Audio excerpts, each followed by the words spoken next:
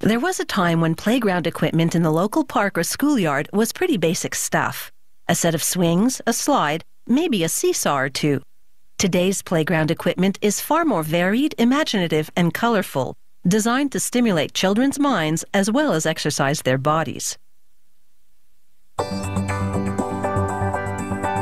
Slide down, climb on, wiggle through. There's no end to how kids can frolic on modular play structures or on this bubble-bellied dinosaur. To make the dinosaur's neck and legs, an automated bandsaw cuts long steel tubes to specific lengths.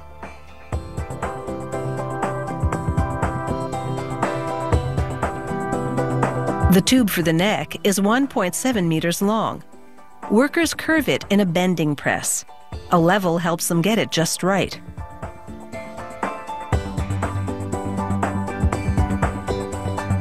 Next, they weld on 2 steel plates. These will support plastic seats on which kiddies can sit. Workers also weld on bars for attaching the neck to the body. They weld anchoring tabs and supporting bars to the 4 steel tube legs. Workers sandblast the legs and neck with stainless steel grit. The sandblasting gun shoots the grit at a speed of 700 kilometers an hour. This roughens the surface, enabling paint to adhere better. After applying an undercoat of gray primer, workers spray on a coat of plastic-based paint. The paint is then baked on, which maximizes its durability. Meanwhile, a computer-guided engraving machine carves an educational design into a panel made of triple-layered polyethylene plastic.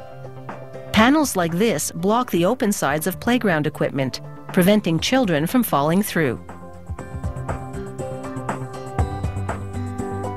To construct the dinosaur's bubble-shaped body, workers bolt together 2 half spheres made of molded polyethylene plastic. They position the bubble body on the legs.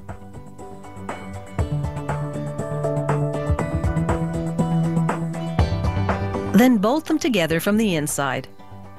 They bolt the neck to the body. The neck has since been outfitted with plastic seats and the dino's plastic head.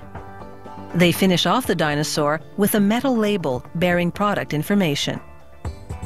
This factory produces several components for its modular play structures, such as a climbing net made of galvanized steel cable. The hard cable is padded in polyurethane. Workers use hydraulic scissors to cut the required lengths of cable, then a cable stripper to slice off about 3 centimeters of polyurethane from the ends of certain cables. Workers then cap each exposed end with a sleeved aluminum ring. They crimp the sleeve with a 40-ton press. The rings will be bolted to the play structure's frame and anchoring system. Finally, workers assemble the cables into a grid, locking each intersection with a plastic connector. To ensure they won't rust from exposure to the elements, the connector's central screw and corner rivets are made of stainless steel. On the modular play structure, the children walk on a platform. It's constructed from thick steel sheets, perforated by a robotic laser cutter.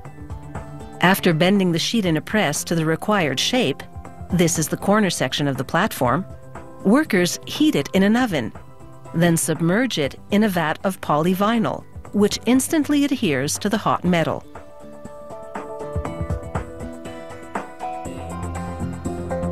They build up a good coat, about 3 millimeters thick. Then let the excess drip off.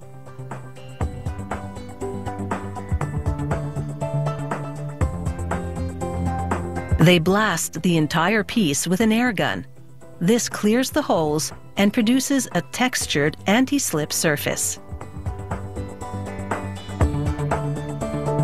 Since playground equipment remains outdoors, all the paints and plastics are UV treated to resist fading. Besides being durable, the equipment is designed to meet all required safety standards, so that parents can have peace of mind while their children have fun.